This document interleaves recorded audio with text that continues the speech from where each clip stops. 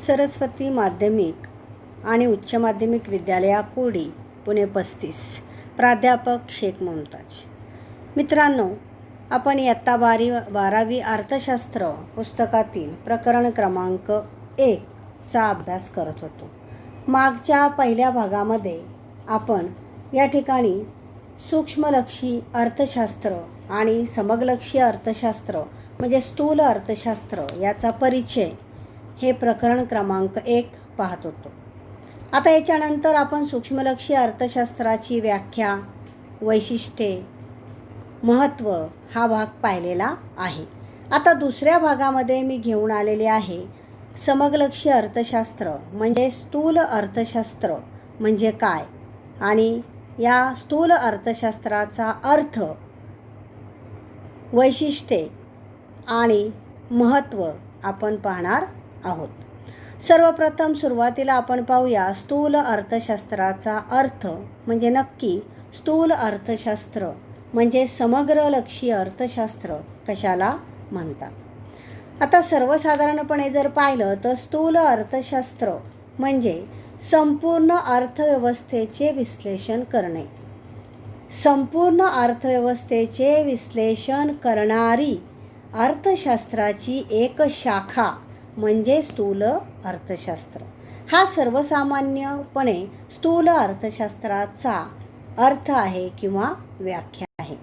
उदाहरणार्थ, आता याची जर उदाहरणं पाहिली तर उदाहरणामध्ये एकूण रोजगार, राष्ट्रीय उत्पन्न म्हणजे संपूर्ण देशाचं असणारं उत्पन्न, राष्ट्रीय उत्पादन, एकूण गुंतवणूक, एकूण उपभोग, एकूण बचत, सर्वसाधारण किंमत पातळी, व्याजदर पातळी, तसेच व्यापार चक्रामध्ये जे चढ उतार होतात ते चढ उतार, व्यवसायामध्ये होणारे चढ उतार इत्यादीचा अभ्यास स्थूल अर्थशास्त्र करते.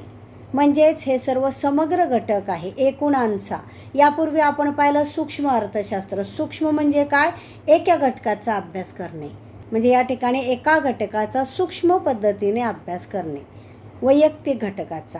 आणि स्थूल अर्थशास्त्र म्हणजे काय? याच्या विरुद्ध, याच्या उलट म्हणजे एकूणांचा अभ्यास करणे म्हणजेच या ठिकाणी संपूर्ण अर्थव्यवस्थेचा अभ्यास करणे, एकूणांचा अभ्यास करणे म्हणजेच काय? स्थूल अर्थशास्त्र होय. आता याच्यानंतर स्थूल अर्थशास्त्राच्या वेगवेगळ्या अर्थतज्ज्ञांनी केलेल्या व्याख्या आपण पाहणार आहोत. सुरुवातीला पहिली व्याख्या आहे प्राध्यापक जे.एल. हॅन्सेन यांनी केलेली व्याख्या. आता प्राध्यापक जे.एल. हॅन्सेन काय म्हणतात की स्थूल अर्थशास्त्र ही अशी शाखा आहे की स्थूल अर्थशास्त्र ही अशी शाखा आहे की ज्यामध्ये एकूण रोजगार, एकूण बचत, एकूण गुंतवणूक, राष्ट्रीय उत्पन्न यासारख्या समुच्चयांचा म्हणजे एकत्रित घटकांचा अभ्यास केला जातो आणि त्यांच्या परस्पर संबंधांचा विचार केला जातो. त्याला काय म्हटलंय? स्थूल अर्थशास्त्र. याच्यानंतर प्राध्यापक कार्ल शापिरो या अर्थतज्ज्ञांनी दुसरी एक स्थूल अर्थशास्त्राची व्याख्या केलेली आहे. ती म्हणजे स्थूल अर्थशास्त्र. स्थूल अर्थशास्त्र म्हणजे काय? अर्थव्यवस्थेच्या संपूर्ण कार्यपद्धतीशी संबंधित आहे. स्थूल अर्थशास्त्र अर्थव्यवस्थेच्या संपूर्ण कार्यपद्धतीशी संबंधित आहे. याच्यानंतर आपण पुढचा भाग अभ्यासणार आहोत की स्थूल अर्थशास्त्र म्हणजे समग्रलक्षी अर्थशास्त्र याची व्याप्ती कशी आहे आणि ती व्याप्ती कशा पद्धतीने विखुरलेली आहे.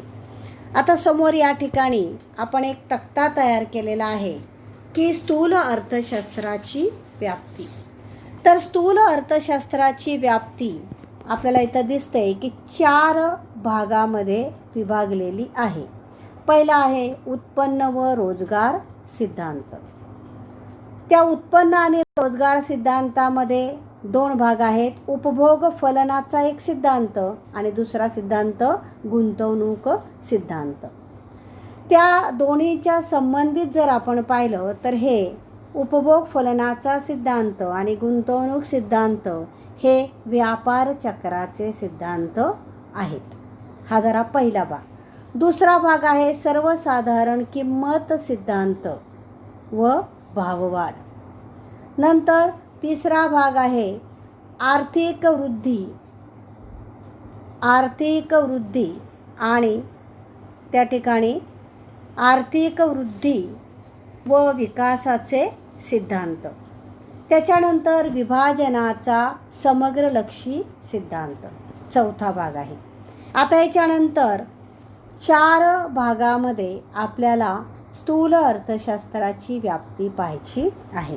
आता प्रत्येक घटकाचं आपण काय करणार आहोत, स्पष्टीकरण करणार आहोत. पहिलं आहे व्याप्तीमध्ये उत्पन्न व रोजगार सिद्धांत. तर उत्पन्न व रोजगार सिद्धांत म्हणजे काय की स्थूल अर्थशास्त्र राष्ट्रीय उत्पन्न, रोजगार पातळी यांच्या निश्चिततेचे विश्लेषण करते. तसेच उत्पन्न, उत्पादन, बेरोजगार पातळीतील बदल, त्यामधील चढउतार आणि त्याची होणारी कारणे हे सुद्धा स्पष्ट करते. याचाच अर्थ काय की रोजगार पातळी कशी निश्चित केली जाते हे समजून घेण्यासाठी आपल्याला 2 प्रकारे म्हणजे उपभोग फलन आणि गुंतवणूक फलन याचा अभ्यास करावा लागतो. आणि म्हणून व्यवसायामधील बदलांचे सिद्धांत, व्यवसायामधील जे काही बदल होतात त्या बदलांचे सिद्धांत हा उत्पन्न व रोजगार सिद्धांताचाच एक भाग समजला जातो. हे झाली पहिला भाग. दुसरा भाग आहे सर्वसाधारण किंमत पातळी सिद्धांत.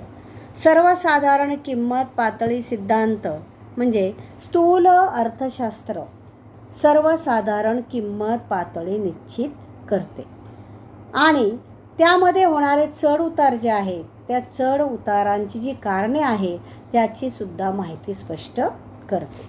म्हणजे त्यामुळे आपल्याला कळतं की तेजी व मंदी सामान्य पातळीमुळे निर्माण होणाऱ्या बदलांचे विश्लेषणसुद्धा आपल्या लक्षात येते. म्हणजे 2 भाग आहेत, तेजी आणि मंदी. आणि तेजी आणि मंदी यामुळे जे काही सर्वसाधारण किंमत पातळींचा अभ्यास, त्यामुळे होणाऱ्या समस्या याचा अभ्यास हा या ठिकाणी सर्वसाधारण किंमत पातळीमध्ये महत्त्वाचा ठरतो. याच्यानंतर तिसरा भाग आहे तो म्हणजे आर्थिक वृद्धी व विकासाचे सिद्धांत. आता स्थूल अर्थशास्त्र काय करते तर विकसित आणि विकसनशील देशातील आर्थिक वृद्धी विकासासंबंधित सिद्धांताचा समावेश यामध्ये केला जातो. तसेच त्यात अल्पविकास आणि दारिद्र्य याची कारणे व कार्यपद्धतीचे स्पष्टीकरणसुद्धा केले जाते.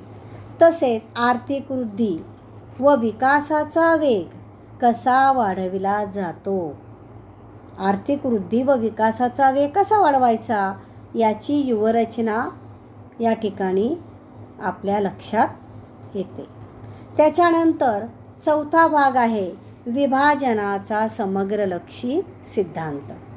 म्हणजे स्थूल अर्थशास्त्र हा जो सिद्धांत आहे हा सिद्धांत म्हणजे विभाजनाचा समग्रलक्षी सिद्धांत आहे. एकूण राष्ट्रीय उत्पन्नातील खंड, व्याज, नफा, वेतन यांच्याशी संबंधित सापेक्ष भागाशी निगडीत आहे. याचाच अर्थ राष्ट्रीय उत्पन्नामधील खंड, वेतन, व्याज, नफा आपण जे उत्पादनाचे घटक पाहिले आणि त्या उत्पादनाचे जे घटक आहेत त्या उत्पादनाच्या घटकामधील खंड, वेतन, व्याज आणि नफा हे 4 बदल आहे. तर त्या ठिकाणी या 4 बदलांच्या संबंधित सापेक्ष भागाशी हा सिद्धांत निगडीत आहे. म्हणजे विभाजनाचा समलक्षी सिद्धांत. आता याच्यानंतर आपण पाहणार आहोत या ठिकाणी स्थूल अर्थशास्त्राची वैशिष्ट्ये. तर स्थूल अर्थशास्त्राची वैशिष्ट्ये याच्यामध्ये पहिलं वैशिष्ट्य आपल्याला पाहायचं आहे की समग्र घटकांचा अभ्यास. समग्र घटकांचा अभ्यास म्हणजे काय की स्थूल अर्थशास्त्र, समग्र अर्थशास्त्र हे काय करते, स्थूल अर्थशास्त्र हे संपूर्ण अर्थव्यवस्थेचा अभ्यास करते. आता संपूर्ण अर्थव्यवस्थेचा अभ्यास म्हणजे कशाचा अभ्यास, उदाहरणार्थ राष्ट्रीय उत्पन्न असेल, राष्ट्रीय उत्पादन असेल, राष्ट्रीय रोजगार असेल, सर्वसाधारण किंमत पातळी असेल किंवा व्यापार चक्र असेल इत्यादीचा अभ्यास म्हणजे हे समग्र घटक आहेत सगळे. आणि या समग्र घटकांचा अभ्यास या ठिकाणी स्थूल अर्थशास्त्र करते. हे याचं पहिलं वैशिष्ट्य आहे. आता दुसरं वैशिष्ट्य पाहायचं म्हणजे उत्पन्न सिद्धांत. उत्पन्न सिद्धांत म्हणजे काय की स्थूल अर्थशास्त्र राष्ट्रीय उत्पन्नाची संकल्पना, त्यांचे असणारे विविध घटक, मापन पद्धती आणि सामाजिक लेखांकनाचा अभ्यास करते. म्हणजेच एकूण मागणी असेल, एकूण पुरवठा असेल याच्या संबंधित घटकांचा अभ्यास करते. तसेच राष्ट्रीय उत्पन्नामध्ये जे काही चढउतार होतात, व्यापार चक्रातील तेजी आणि मंदी असेल तर या तेजी मंदीची कारणे, त्यांच्या बदलांचे होणारे स्पष्टीकरण किंवा त्यामध्ये होणारे बदल याचा अभ्यास स्थूल अर्थशास्त्र करत असते. आणि हे उत्पन्न सिद्धांत दुसरं वैशिष्ट्य आहे. आता तिसरं वैशिष्ट्य पाहायचं म्हणजे सर्वसाधारण समतोलाचे विश्लेषण. सर्वसाधारण समतोल. आता सर्वसाधारण समतोल म्हणजे काय की एकूण घटकांच्या वर्तनाशी असणारा घटक, हे एकूण घटकांच्या वर्तनाशी आणि त्याची काय कार्यपद्धती आहे त्या कार्यपद्धतीशी हा घटक संबंधित आहे. म्हणजे सर्वसाधारण समतोल संपूर्ण अर्थव्यवस्थेतील असणारी मागणी, संपूर्ण अर्थव्यवस्थेतील असणारा पुरवठा व त्याची किंमत यांचं जे काही वर्तन आहे त्या वर्तनाशी निगडीत आहे किंवा वर्तनाशी संबंधित आहे. चौथं वैशिष्ट्य आहे परस्परावलंबन. परस्परावलंबन हा भाग पाहायचा म्हटलं तर स्थूल अर्थशास्त्राच्या विश्लेषणामध्ये एकूण आर्थिक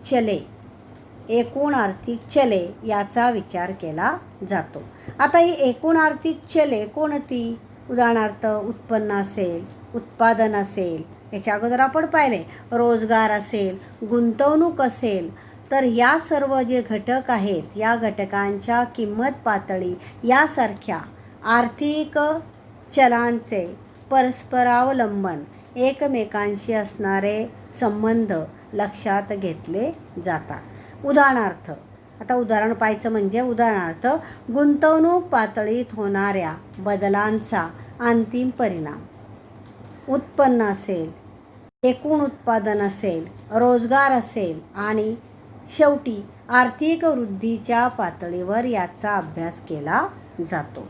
अशा पद्धतीने स्थूल अर्थशास्त्राचं हे झालं चौथं वैशिष्ट्य.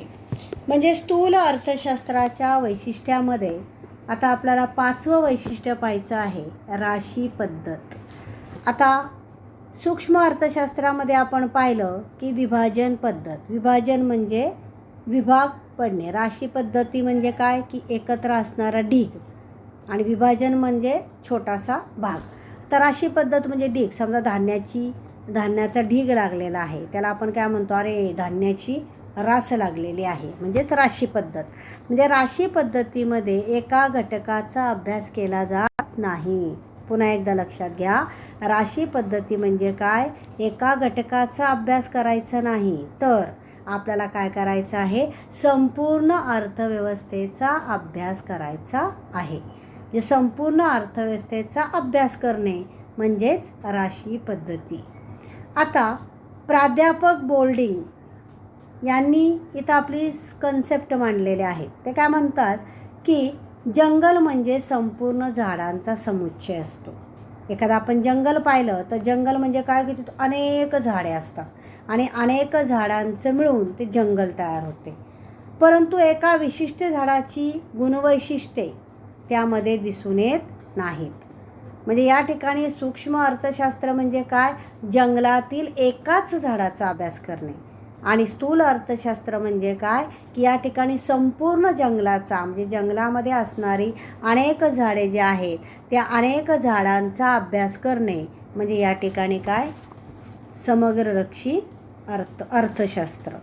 आता याच्यामध्ये जर आपल्याला पाहायचं म्हटलं तर 6वं वैशिष्ट्य आहे वृद्धीची प्रारूपे.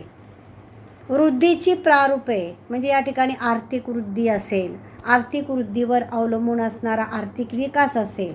आणि आर्थिक वृद्धी झाली तरच आर्थिक विकास होणार आहे.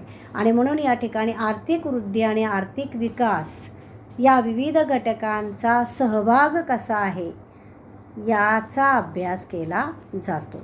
म्हणजे स्थूल अर्थशास्त्र हे काय करते, वृद्धीची प्रारूपे विकसित करते आणि त्यासाठी ते उपयुक्त ठरविले जाते. आर्थिक विकासाच्या अभ्यासासाठी ही प्रारूपे आपल्याला उपयोगी पडतात. म्हणजेच विकासाच्या वृद्धीच्या अभ्यासासाठी उदाहरणार्थ त्याच्यामध्ये मूलभूत असेल, अवजड उद्योग असतील यावर भर देणारे वृद्धींची प्रारूपे याचा अभ्यास या ठिकाणी स्थूल अर्थशास्त्र करते. हे एक त्याचं वैशिष्ट्य आहे. त्याच्यानंतर 7वं वैशिष्ट्य आहे सर्वसाधारण किंमत पातळी. तर सर्वसाधारण किंमत पातळी म्हणजे काय की याच्यामध्ये सर्वसाधारण किंमत पातळी निश्चित करणे, त्यामध्ये कसा बदल होतो याचा अभ्यास करणे. जे किंमत पातळी ठरवली जाते आणि त्याच्या यामध्ये होणारा जो काही बदल आहे त्या बदलांचा सुद्धा अभ्यास केला जातो. म्हणजे सर्वसाधारण किंमत पातळी ही या ठिकाणी अर्थव्यवस्थेतील सद्यस्थितीत उत्पादित केलेल्या सर्व वस्तू आणि सेवांची किमतीची सरासरी असते. म्हणजे सर्वसाधारण किंमत पातळी म्हणजे काय, तर वस्तू आणि सेवांच्या किमतींची ही सरासरी असते. आणि या ठिकाणी हे एक समग्रलक्षी अर्थशास्त्र म्हणजे स्थूल अर्थशास्त्राचं वैशिष्ट्य आहे. याच्यानंतर 8वं जे वैशिष्ट्य आहे ते म्हणजे धोरणाभिमुख. धोरणाभिमुख म्हणजे काय की या ठिकाणी धोरणांची चर्चा करणे, धोरणांची चर्चा करणारे शास्त्र. म्हणजे अर्थशास्त्रामध्ये आपण आर्थिक गोष्टींचा अभ्यास करताना आपल्याला अनेक प्रकारची धोरणं आखावी लागतात अर्थव्यवस्था चालवण्यासाठी. आणि मग या ठिकाणी लॉर्ड केन्स यांनी या ठिकाणी आपल्याला सांगितलेलं आहे की धोरणांची चर्चा करणे म्हणजे काय की या ठिकाणी स्थूल अर्थशास्त्र हे काय करते, आर्थिक समस्या सोडवणारे जे काही धोरण आहे त्या धोरणावर चर्चा करते आणि चर्चा करणारे शास्त्र आहे. म्हणजे इथं आणखी लॉर्ड केन्स यांनी नवीन व्याख्या सांगितली आपल्याला स्थूल अर्थशास्त्राची. तर लॉर्ड केन्स यांच्या मते काय की स्थूल अर्थशास्त्र हे आर्थिक समस्या सोडविणाऱ्या धोरणांची चर्चा करणारे शास्त्र आहे. आता याचं उदाहरण पाहायचं म्हणजे उदाहरणार्थ भाववाढीवर नियंत्रण करायचं असेल, रोजगाराची निर्मिती करायची असेल, अर्थव्यवस्थेला मंदीतून बाहेर काढायचं असेल, जागतिक जी मंदी आहे त्या मंदीतून बाहेर काढायचं असेल तर त्यासाठी आपल्याला विविध प्रकारची धोरणं आखावी लागतात. या अशा प्रकारे ही झाली समग्रलक्षी अर्थशास्त्राची वैशिष्ट्ये. त्याच्यानंतर आपल्याला पुढचा भाग पाहायचा आहे स्थूल अर्थशास्त्राचे महत्त्व. म्हणजे समग्रलक्षी अर्थशास्त्राचे महत्त्व. समग्रलक्षी अर्थशास्त्राला कसं महत्त्व प्राप्त झालं, आपल्याला त्या ठिकाणी या स्थूल अर्थशास्त्राचा अभ्यास कसा उपयोगी आहे हा भाग पुढचा आहे. याच्यामध्ये अर्थव्यवस्थेची कार्यपद्धती हा पहिला भाग आहे. अर्थव्यवस्थेची कार्यपद्धती म्हणजे स्थूल आर्थिक विश्लेषण आपल्याला आर्थिक व्यवस्थेच्या कार्यपद्धतीची कल्पना देते. आर्थिक व्यवस्थेची कार्यपद्धती कशी आपण करणार आहोत, कसं कार्य करणार आहोत त्याचं विश्लेषण, व्यापक आणि गुंतागुंतीच्या अर्थव्यवस्थेतील एकूण चल आणि त्या चलांचे असणारे वर्तन समजून घेण्यास हे अर्थशास्त्र सहाय्यभूत ठरते. म्हणजे या ठिकाणी व्यापक विश्लेषण करायचे असेल तर त्यासाठी आपल्याला या कार्यपद्धतीचा वापर करता येतो. त्याच्यानंतर दुसरं आहे आर्थिक चढउतार. आता आर्थिक चढउतार कुठं असणार आहेत? उत्पन्नातील चढउतार. उत्पन्नामध्ये येणारे चढउतार, उत्पादन आणि रोजगारातील चढउतार, त्याची असणारी कारणे आणि त्यावर काही नियंत्रण असेल तर नियंत्रण, त्याची तीव्रता कमी करण्यासाठी स्थूल अर्थशास्त्राचे विश्लेषण मदत करते. याच्यानंतर तिसरं महत्त्व आहे राष्ट्रीय उत्पन्न. आता राष्ट्रीय उत्पन्न म्हणजे राष्ट्राचं उत्पन्न, देशाचं उत्पन्न आणि स्थूल अर्थशास्त्राच्या अभ्यासामुळे आपल्याला राष्ट्रीय उत्पन्न या गोष्टी स्पष्ट होतात आणि राष्ट्रीय उत्पन्नाचं आपल्याला मापन करणं शक्य होतं. या ठिकाणी सामाजिक लेखा यांचे महत्त्व कसे होते ते आपल्याला या अर्थशास्त्रामुळे समजते. नंतर राष्ट्रीय उत्पन्नाच्या अभ्यासाशिवाय नवीन आर्थिक धोरणांची मांडणी करता येत नाही. म्हणजे राष्ट्रीय उत्पन्नाचा अभ्यास हा आपल्याला गरजेचा आहे. कशासाठी? तर नवीन आर्थिक धोरणे मांडण्यासाठी. आणि म्हणून त्या ठिकाणी या स्थूल अर्थशास्त्राचा या ठिकाणी महत्त्व प्राप्त होते. कशामुळे? राष्ट्रीय उत्पन्नाचं मापन करण्यासाठी. याच्यानंतर चौथं महत्त्व आहे आर्थिक विकास. आता स्थूल अर्थशास्त्रातील प्रगत अध्ययनामुळे विकसनशील देशातील दारिद्र्यासारखी संकल्पना, तसेच या ठिकाणी संपत्तीमध्ये असणारी विषमता, त्याच्यानंतर लोकांच्या राहणीमानातील फरक इत्यादी समस्या आहेत. या इत्यादी समस्या समजण्यास मदत होते. म्हणजे हे आर्थिक विकास साध्य करण्यासाठी आपल्याला उपयोगी ठरते अशा पद्धतीने. आता याच्यानंतर जर पाहिलं तर पाचवं या ठिकाणी महत्त्व आहे की अर्थव्यवस्थेची कामगिरी. अर्थव्यवस्थेची कामगिरी म्हणजे संपूर्ण अर्थव्यवस्थेच्या कामगिरीचे विश्लेषण करणे आणि विश्लेषण करण्यासाठी स्थूल अर्थशास्त्राची मदत होते. राष्ट्रीय उत्पन्नाच्या आकडेवारीचा उपयोग दीर्घकाळात अर्थव्यवस्थेच्या कामगिरीचे मापन करण्यासाठी केला जातो. म्हणजे या ठिकाणी वस्तू आणि सेवांची तुलना दुसऱ्या कालावधीतील, एका कालावधीची वस्तू आणि सेवाची तुलना करायची असेल आपल्याला दुसऱ्या वस्तू व सेवांच्या कालावधीशी, तर आपल्याला समलक्षी अर्थशास्त्राचा उपयोग होतो. त्याच्यानंतर सहावं मुद्दा आहे या ठिकाणी की स्थूल आर्थिक चलांचा अभ्यास.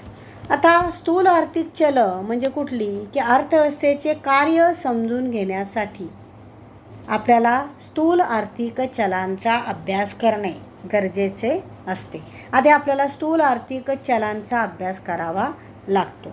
मग आता ही मुख्य आर्थिक समस्या कोणत्या आहेत? एकूण उत्पन्न असेल, एकूण उत्पादन असेल, एकूण रोजगार असेल आणि सामान्य किंमत पातळी यासारख्या आर्थिक चलांशी हा घटक संबंधित असतो. त्याच्यानंतर सातवा मुद्दा आहे सामान्य रोजगार पातळी.